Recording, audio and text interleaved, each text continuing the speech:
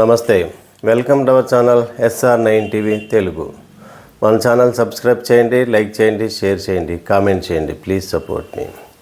ముఖ్యమంత్రి చంద్రబాబు నాయుడు గారు ఆయన ఒక డ్రీమ్ ప్రాజెక్ట్గా ఆంధ్రప్రదేశ్కి క్యాపిటల్గా అమరావతిని నిర్ణయించుకున్నారు.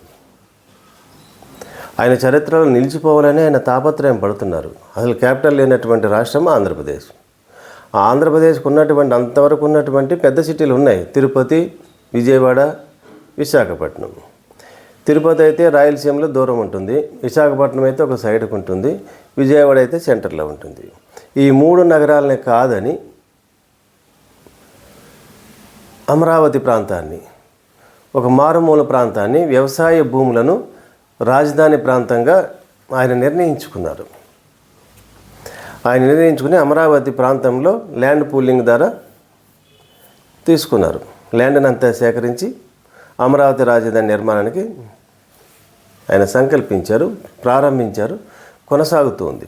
మధ్యలో జగన్మోహన్ రెడ్డి గారు 2019 నుంచి 24 వరకు అమరావతి సురక్షితమైన ప్రాంతం కాదని, అక్కడ ఆ రాష్ట్రానికి లాభం కంటే నష్టమే ఎక్కువ జరుగుతుందని, అదే విశాఖపట్నం ఎగ్జిక్యూటివ్ క్యాపిటల్గా పెట్టినట్లయితే ఆల్రెడీ డెవలప్ అయి ఉంది, అన్ని సదుపాయాలు ఉన్నాయి, రాజధానికి కావలసినటువంటి అన్ని సకల సదుపాయాలు విశాఖపట్నానికి ఉన్నాయి. మన పక్కన ఉన్నటువంటి హైదరాబాదు, మద్రాసు, బెంగళూరుతో పోటీ పడి విశాఖపట్నానికి కొన్ని పెట్టుబడులు, పారిశ్రామిక వస్తాయని, కొంతమంది పెట్టుబడిదారులు వస్తారని ఆయన విశాఖరించుకున్నారు. టెక్నికల్గా కోర్టు వారు సూచనల మేరకు కొంత ఆగింది. తర్వాత మళ్ళీ గవర్నమెంట్ మారింది. చంద్రబాబు నాయుడు గారు మళ్ళీ ముఖ్యమంత్రిగా బాధ్యతలు స్వీకరించారు. వెంటనే అమరావతిని మళ్ళీ రాజధానిగా ప్రారంభించారు. టెండర్లు వేశారు. ఇంకా స్టార్ట్ అవుతుంది వర్క్. అంతా మోటార్లు పెట్టి, పాత ఫౌండేషన్ దగ్గర మోటార్లు పెట్టి తీస్తున్నారు. అది వ్యవసాయమైనటువంటి భూమి, బురద నేల. అక్కడ అంటే ఫౌండేషన్ ఐకానిక్ టవర్స్ కడితే కనుక ఆ భూమి సపోర్ట్, పునాదులు సపోర్ట్ చేయవు. కాబట్టి ఏదో ఫౌండేషన్, ర్యాప్ ఫౌండేషన్ ఏదో అనుకుంటా, ఫౌండేషన్ వేసి దాని మీద టవర్స్ కడతారని, బిల్డింగ్స్, ఐకాన్ టవర్స్ కడతారని, కట్టొచ్చని చంద్రబాబు నాయుడు గారు చెప్తున్నారు. హైదరాబాద్లో కూడా అలాగే కడుతూ ఉంటారు ఆ టవర్స్. ఇది ఆంధ్రప్రదేశ్కి లాభమా నష్టమా? ఏం జరుగుతుందంటే కట్టిన తర్వాత లాభమా నష్టమా జరుగుతుంది.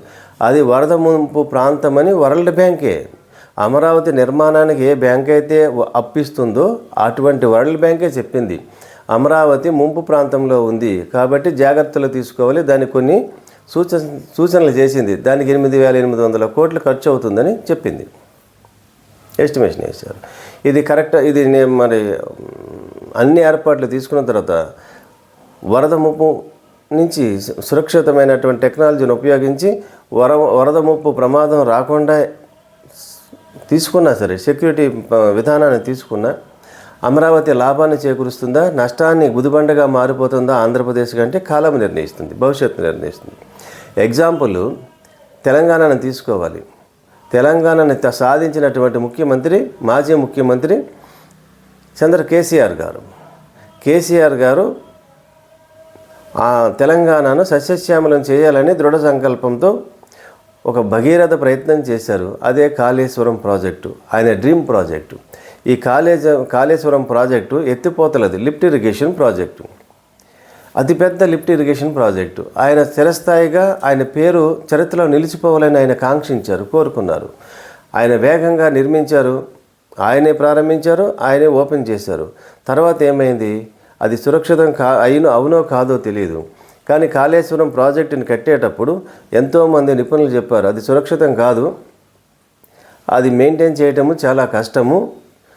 ప్రాజెక్ట్ కట్టిన తర్వాత దానికి అయ్యేటువంటి ఖర్చు, లిఫ్ట్ ఇరిగేషన్కి అయ్యేటువంటి ఖర్చులు చాలా భారంగా మారిపోతాయి రాష్ట్రానికి అని ఎంతమంది చెప్పినా ఆయన డ్రీమ్ ప్రాజెక్టుగా కంప్లీట్ చేశారు. కొన్ని వేల కోట్లు, 80,000 కోట్లు, 1,00,000 కోట్ల వరకు అయి ఉండొచ్చు. ఇప్పుడు తీరా చూస్తే మేడిగడ్డ ప్రమాదానికి గురైంది, డ్యామేజ్ జరిగింది. ఇప్పుడు అంత నష్టాన్ని ఎవరు భరించాలి? కేసీఆర్ గారు భరించరు, ప్రభుత్వం భరించదు, ప్రజలే భరించాలి. లాభ నష్టాలకు భరించవలసింది ఎవరో ఒకరు మొండిగా వెళ్ళి చేస్తే కనుక ఆ ప్రమాదానికి భరించవలసింది అంతిమంగా ప్రజలే. కాళేశ్వరం ప్రాజెక్టు వల్ల ఏదైనా ప్రమాదం జరిగితే అది మేడిగడ్డ ఇప్పటికి కూడా టెక్నికల్గా దాన్ని రిపేర్ చేయటం లేదు. దాన్ని టెక్నికల్ ఎంక్వైరీ కమిటీని వేశారు, ఎంక్వైరీ చేస్తున్నారు. ఎందుకు ప్రమాదం జరిగింది, ప్రమాదం జరగడానికి కారణం ఏంటో చూస్తున్నారు. ఎవరి మీద చర్యలు తీసుకుంటారు చూద్దాం. ఎంక్వైరీ చేస్తుంది కమిటీ, అందరినీ విచారిస్తుంది. అదేవిధంగా ఇప్పుడు అమరావతి రాజధాని ముంపు ప్రాంతంలో ఉంది, సురక్షితమైనటువంటి ప్రాంతంలో లేదు. అది కనుక అక్కడ లక్షల కోట్లు ఖర్చు పెట్టి అమరావతి రాజధానిని నిర్మిస్తే చంద్రబాబు నాయుడు గారు కేసీఆర్ గారు లాగే దూకుడుగా ముందుకు వెళ్ళిపోతున్నారు మొండిగా. ఫలితం ఎవరు అనిపించాలి? మంచి జరిగితే వెల్ అండ్ గుడ్, దాని గురించి ఎవరు పట్టించుకోరు, ఎవరు ఆలోచించరు. కానీ దానివల్ల అపారమైన నష్టం కనుక ఏర్పడితే అది సురక్షితం కాదని ప్రతి వర్షాకాలంలో వర్షంలో మునిగిపోయి ఆ బిల్డింగ్స్ అన్నికి ఏమన్నా డ్యామేజ్ ఆ బురదలో ఉండటం వల్ల ఎంత ర్యాప్ ఫౌండేషన్ వేసినా సరే అవి సురక్షితం కాదు అని తేలిన తర్వాత అమరావతి రాజధాని, ఆంధ్రప్రదేశ్ రాజధాని, ఇంకో రాజధాని మళ్ళీ నిర్మించగలుగుతారా? ఇక్కడే లక్షల కోట్లు ఖర్చు పెట్టేసి అప్పుల్లో ఉన్నటువంటి ఆంధ్రప్రదేశ్కి మరొక రాజధాని మళ్ళీ నిర్మించగలుగుతారా? శాశ్వతంగా సురక్షితమైనటువంటి రాజధాని లేనటువంటి రాష్ట్రం ఈ భారతదేశంలో ఉందంటే ఏకైక రాష్ట్రం ఆంధ్రప్రదేశ్గా మారిపోతుంది. మంచి జరిగితే ఓకే వెల్ అండ్ గుడ్.